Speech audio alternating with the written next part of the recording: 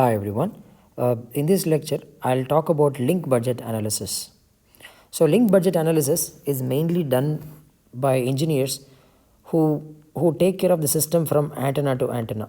Meaning, what I discussed so far in the previous lecture, we discussed about in a wireless communication system, you have what we call the baseband part, which translates bits and does some encoding and all that, and finally outputs an analog waveform. This waveform is converted to higher frequency using a block called modulator. This is generally done by an RF designer, the modulator block, and after that, eventually it's transmitted through an antenna. Now, from antenna to the receiving antenna, this is your transmitting antenna. There is a receiving antenna that the signal is received, and there is a demodulator after this. So, from antenna to antenna, the moment I launch the signal into an antenna to the moment I receive the signal by a receiving antenna, what are the loss mechanisms or what happens to the signal? So that's something we need to analyze. Okay, so whatever power you transmitted, you will not receive the exact same power at the receiver. A lot of it will be lost. So what are the different loss mechanisms? How much of it is lost is what we are going to do analysis here. And if you recall from the previous lecture, we said that the bit error rate for a digital communication system, the most important spec is bit error rate. When I say spec, its specification is a bit error rate. You have to not only give me a certain data rate, which is in certain bits per second. Okay, it can be 1 Mbps, 1 megabits per second of this is called data rate capacity. You have to give me this. At the same time, you have to give me a reliable communication, meaning I need to have a bit error rate of say 1e minus 9, meaning 1 in 1 billion bits can go wrong.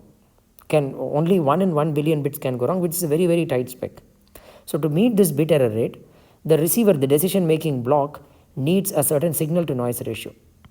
Okay, so that's what we will see. Based on that, what should be my received signal power.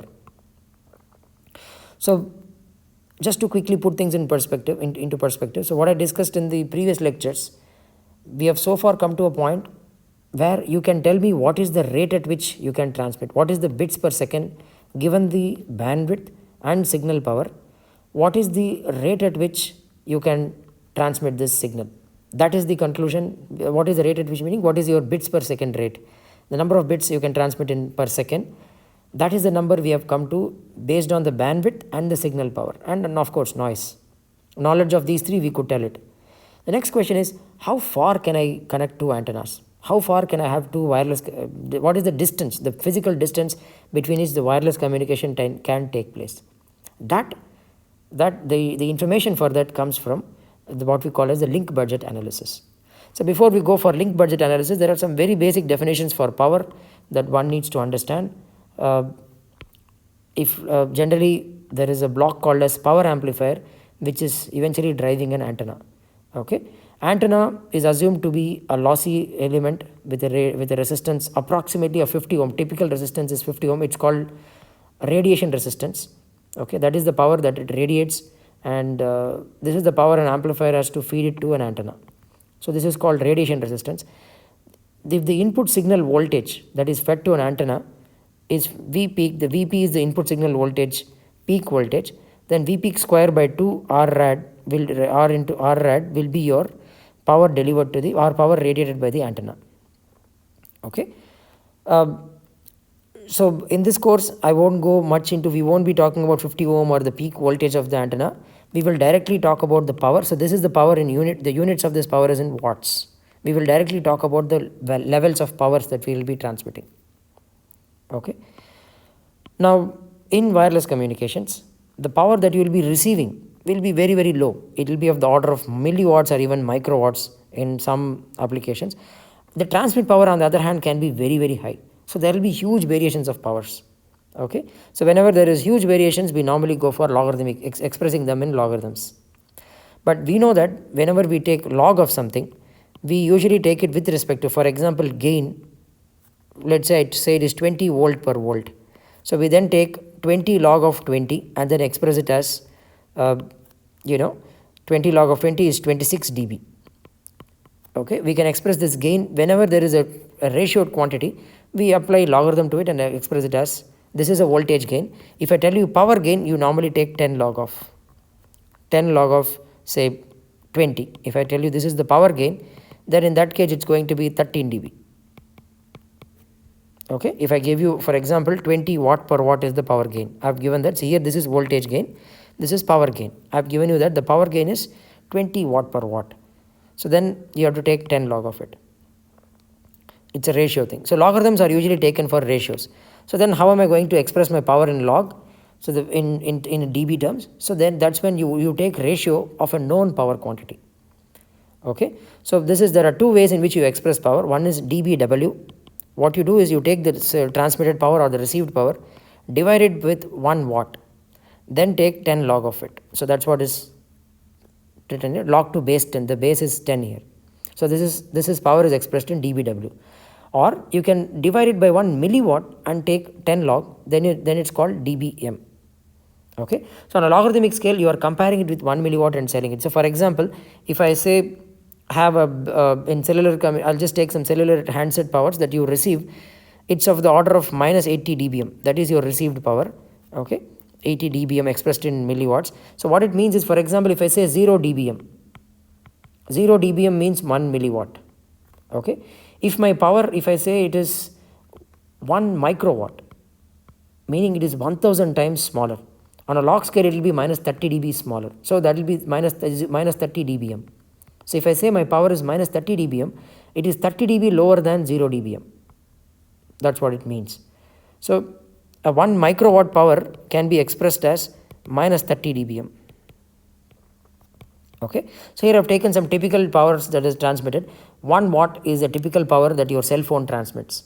Okay. So that 1 watt can be in terms of dBW, it will be 0 dBW. Okay. And in terms of dBm, 1 watt will be plus 30 dBm. So if you take 1 watt divided by 1 milliwatt, you will get 10 power 3. 10 log of 10 power 3 is plus 30 dBm. For Wi-Fi, the transmit power is of the order of 0.1 watts or 100 milliwatts. So that can be expressed in terms of dBW as minus 10 dBW. So you should keep in mind it is 0.1 watts. So 1 watt is 0 dBW. Okay. 0.1 watts is actually 10 times lower. So it will be in dB scale, it will be minus 10 dBW. Or if you see 0.1 is actually 100 times more than 1 milliwatt. 1 milliwatt is, this will be 100 into 100 milliwatts. It's 100 times more than 1 milliwatt. So it will be plus 20 dBm. Right, 100 is plus 20 in dBm. So okay, plus 20 dBm. And similarly, for a Bluetooth, the power will be of the order of 1 milliwatt or 0.5 milliwatts. So if I give you 1 milliwatt, it will be minus 0 dBm. Okay, 0 dBm, because 1 milliwatt, when you compare it with 1 milliwatt itself, it is 0 dBm. Or if you compare it with 1 watt, it is 1000 times smaller, or minus 30 dB is smaller. So it will be minus 30 dBm. Okay. So in fact, dBm and dBW are interchange. Or you can convert from one to other. If I give you power level in dBm, you can easily convert it to dBW by this standard conversion. So as I said, 1 watt and 1 milliwatt are almost 1000. 1000 times. There is a 1000 difference between them. So 0 dBW. Okay. If I want to express 0 dBW is actually, in terms of milliwatt, if I express it, it is actually 30 dB more than it. So it will be 30 plus 30 dBm. A 0 dBW can be plus 30 dBm, or a 0 dBm will be, because it is 1000 times smaller than 1 dBW, so it will be minus 30 dBm. So if you just compute power in one format, so if you compute your power in dBm, you just have to subtract it by minus 30 to get dBW, equivalent dBW power. Or if you know the power in dBW, you just have to add plus 30 to get dBm power expressed in terms of dBm. Okay, this is power expressed, how to express power in a wireless communication system.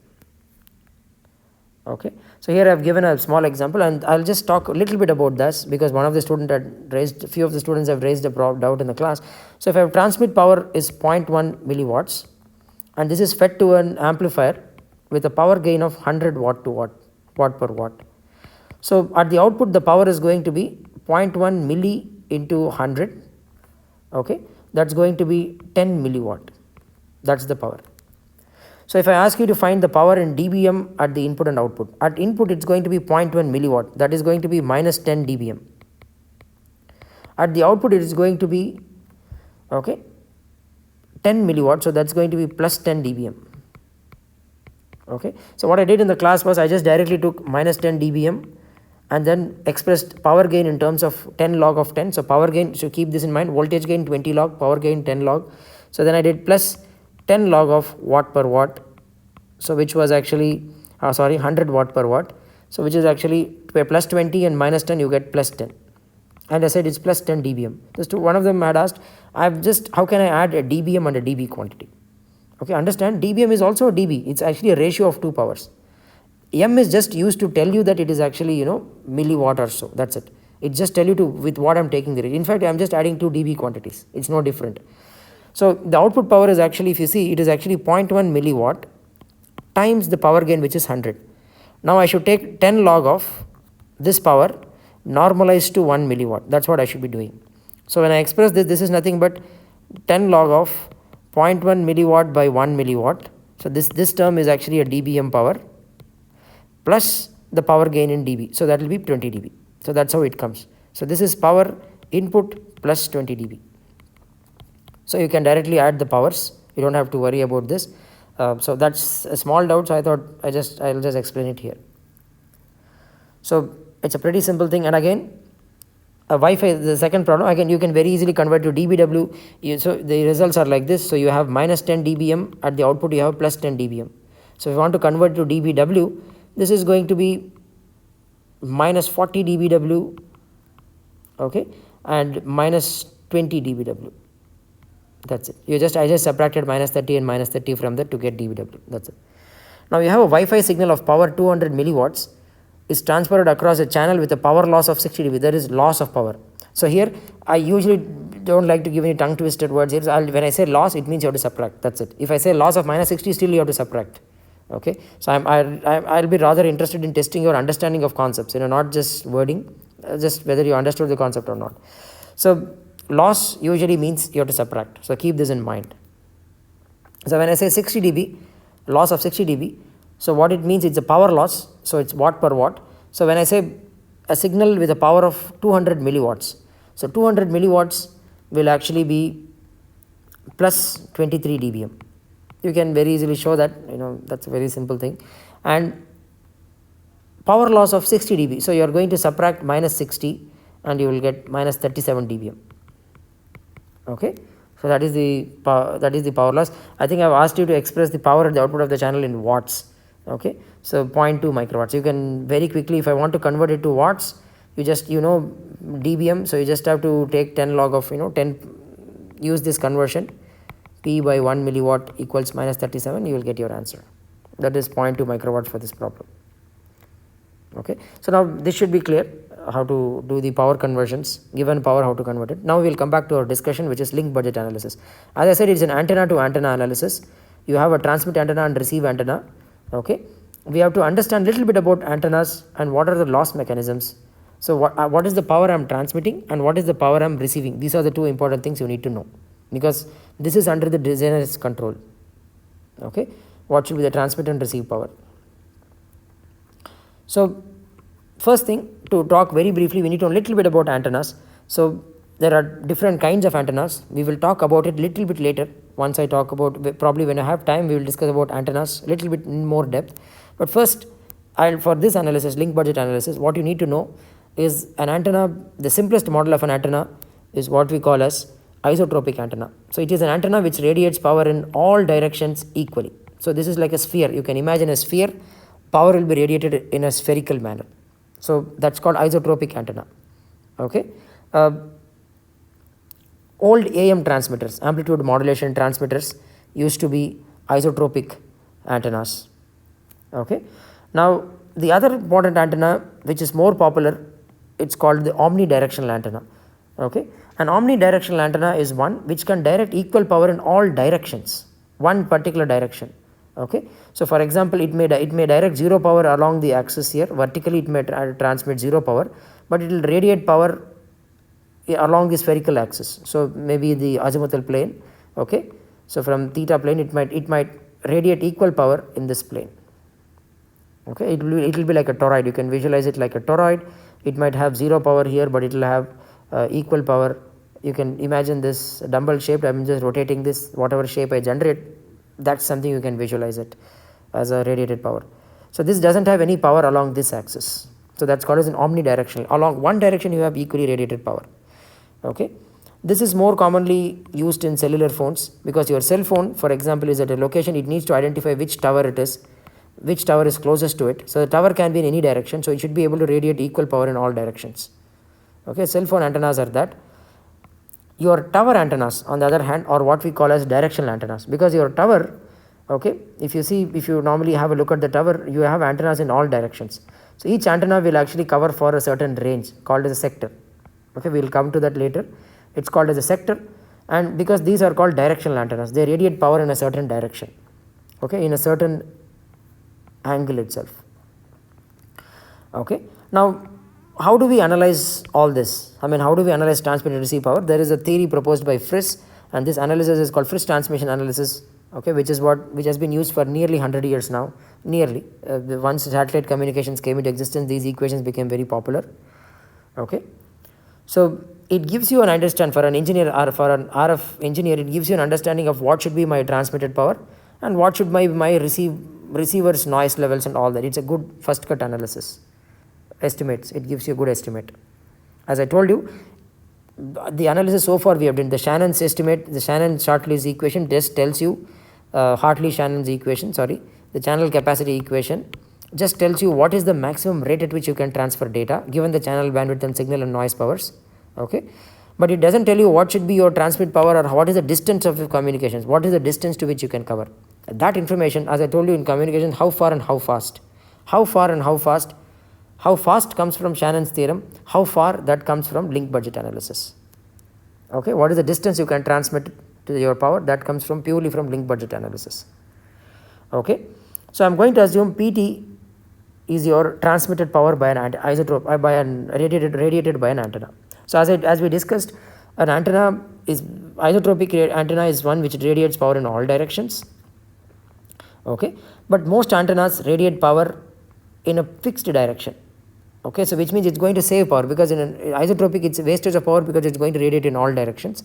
But a directive antennas are going to direct all their power in a certain direction. Okay, so we'll have what we call as gain. So gain is the power gain that you gain because of directionally radiating power in a fixed direction compared to an isotropic antenna. Okay, so that's called gain of an antenna. So that I am going to call it GT. So the transmitted power will be multiplied by gain. This is the isotropic transmitted power multiplied by the gain of an antenna will tell you what is the total power that is transmitted by the antenna. Then you have to multiply it by losses. This is going to be less than 1. This number is going to be less than 1. Gain is going to be greater than 1. In dB, gain is going to be positive, loss is going to be negative. Okay, because it's less than 1, it's going to be negative. Loss, what is loss? Loss, for example, if I told you usually have an amplifier which is going to couple its signal to an antenna. So this cable, the feed, it's called as the feed which is going to connect to an antenna. So there will be losses in that wire. There will also be losses in the power amplifier itself. If there is something called as coupling loss, which happens when there is impedance mismatch between the antenna and the power amplifier. Okay, again, we don't need to much worry about it. You can just call, in this course, you can just call it together as just loss. All these loss mechanisms, I am going to lump them together and call it as LT. It will be a number less than 1, or if it's even expressed in decibels. Okay. Next, the third term. So this is actually what I'm writing here. If let's say I have a radiating antenna here, I want to find what is the power it's going to radiate at a distance r from this antenna. Radially, r is the radial distance from the antenna. Okay, at a distance r from this antenna, I'm going to visualize there is a giant sphere centered around the antenna. Okay, this r can be, yeah, for a directive antenna you have to focus on one particular direction, but r is the distance from the antenna. Then let PT be the power transferred by an isotropic antenna. I'll just say isotropic. For isotropic antenna, there is I'm lossless isotropic antenna. Okay, GT will be 1, LT equal to 1. There is no losses and it's a purely isotropic antenna. Gain is 1, LT is also 1. Then the power received is given by lambda by 2 pi r the whole square. So the power is going to go down exponentially as 1 by r square. It's going to reduce as you move away from the antenna. This comes from a very simple electromagnetic theory, a derivation that can be done. From that it comes, very simple electromagnetic theory, it comes from that. Now if you look at this number, anything greater than r, if r is greater than lambda by 2 pi, okay, this number is going to be less than 1. Okay, your lambda, this is wireless communication, so your frequency will be the order of gigahertz. So 300 megahertz corresponds to a lambda of 1 meter. Okay, so 3 gigahertz correspond to a lambda of 0.1 meters or 10 centimeters. Okay, so which means your wavelength is very, very small. So even if I move a meter away from a 3 gigahertz antenna, radiating antenna, you are going to get significant losses. Okay, so there will be a good amount of loss. So your number is going to be less than 1. Even if you move few centimeters away, you are going to have these losses for a radiating RF antenna. When I say RF, the frequency is very high, which means wavelength is going to be very small. So this number will always be, for most of the distances we discuss, will always be much less than 1. Okay, so this term is what we call as free space path loss. So this is a radiating loss you will get even in free space. Even when there is no medium of obstruction, just air itself, when you pass it through free space, you are going to get these losses. So all this analysis actually was developed for satellite communications in 1960s and 70s, when they had to transmit and receive information back and forth from a satellite. Okay, so during the Cold War era, all these ideas were developed. Okay, that's why this analysis, the word link budget actually is borrowed from satellite communication theory. Okay, it's called as a link. When you establish a link between a satellite and Earth, they used to call that as that, and the link budget kind of comes from that. So for example, from Earth to satellite, it's called uplink, and from satellite to Earth back, it's called downlink. Okay, so we will use a similar word in mobile communications as well. I'm just letting you know right now, just for the just for sake of letting you know. Now, at the receiver, let's say you have a transmitter here, and the receiver is located at a distance r from the transmitter. Receiver, again, receive antenna need not be a pure isotropic antenna, so it might have associated gain with it compared to an isotropic antenna. So I'll call it GR, LR as the receiver gain and receiver losses. So again, receive antenna, when I take the antenna, it has to be coupled to a signal back, as coupled to a cable back, and there will be some cable losses there. The coupling cable losses, the coaxial cable losses. Okay, this is, I'm talking about television systems and all that, wherein you have coaxial cables to take the signal back from antenna to your system. But even in a cellular phone, when you talk about a receiver, you are actually going to have some wires which will be routed into a chip which will then process the signal. Okay, so those losses in those wires and the chip interface, those are the losses I'm talking about. So all that losses I'm going to lump together and simply call it as LR. That is your receiver losses. GR is the receive antenna's gain. So now the total expression, if you look at it, you have a transmit power PT, then there is antenna's gain and loss term. This is happens at the antenna itself, at the antenna interface itself. Okay, and this is at this free space path loss. Okay, it's called free space path loss, and this is the major contributor for loss in any wireless system. The major contributor, this will be of several dBs, 60 dB, 80 dB, and so on. Okay, and then at the receiving antenna, again you have a gain and a loss mechanism similar to what we transmitted, the transmitter antennas, gain and loss. So finally the received power will be a product of all these things. Again, as I said, whenever you have a product, engineers, we always move to logarithms, because multiplications become additions, divisions become subtractions. That is why we move to logarithms. Okay, so here if you see, this is there is a very interesting way of understanding link budget in a graphical way like this. I have expressed everything in logarithms, and it's simply additions and subtraction. This is your transmit power. There will be some losses before you couple it to an antenna. Antenna, there is a gain. This is compared to an isotropic antenna, there is a gain. Then when you transmit it in free space, there is going to be a loss. So what do we do? So when I say free space loss, that's going to be 10 log of lambda by 2 pi r the whole square. So now look at this. This number is, since it is less than 1 for most of the cases, this is going to be negative. So this will be 20 log of lambda by 2 pi r. So this is negative. So sometimes they just express free space path loss as a positive value. If I say free space path of 60 dB, you just still have to subtract it. So keep this in mind. So again, as I told you, I won't twist the words here. If I say loss, you have to subtract it. That's it. So you have to always subtract loss in dBs. So if I say loss of 60 dB, okay, you just have to subtract that much from your transmit power. So often loss is expressed like this: 20 log of 2 pi r is the distance divided by lambda. So this is the way, and this will be greater than 0 when you express it in dBs. But you have to always subtract it. That is something you have to keep in mind. Okay. So again, I won't twist words here. When I say loss, you have to subtract it. When I say gain, you have to add it. That's it. It's a very simple thing. So keep this in mind. So that's your free space path loss. So free space path loss is often FLPS. The frequency is expressed like this: 20 log of 2 pi r, the distance, by lambda. You should ask me what is the free space loss for a certain distance. Then this is the signal you receive at the antenna. Then there is a gain for the antenna. Then there is a loss in the antenna, and finally this is your received antenna power, signal power. Okay, this is the power that you will be feeding it to your receiver. The antenna will take this and feed it eventually to your receiver. Okay, so the antenna will receive this power. There will be a gain and losses in the cable. When you finally send it to the actual receiver circuitry, you will get this power PR. Okay, so normally I'll actually talk about a term called, now what do I do? I mean, I've received this power, whether it is good power or bad power, whether this received power is good enough for my system or not. Who tells you that? For that, we do what we call as noise margin analysis. Okay, at the receiver we do a noise analysis. At the receiver, I said there is thermal noise of the circuits of the receiver. Okay, and also we can channel, generally we ignore the channel noise. Channel generally has frequency limitations, but receiver noise, the thermal noise of the signal mostly comes from the receiver. Okay, so what we do is we plot the noise floor of the receiver, and okay, that's your, if you remember the analysis, we assumed n0 by 2 and sigma square in your analysis. That's this noise. That's the noise I'm talking about. That's your noise floor of your receiver. Okay, the whole noise floor, see, there is a term called noise figure. I'm not going to talk about it in this course, because I talk about that in great detail when in a proper RF circuit design course.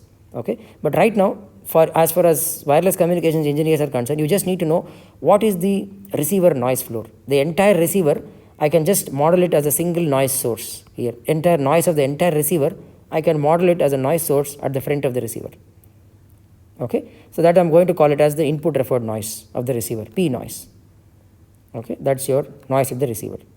Now, if you recall, we discussed that for you to have a certain bit error rate, okay, I said it is proportional to Q of SNR. Q of SNR. The bit error rate was actually an exponentially decaying function.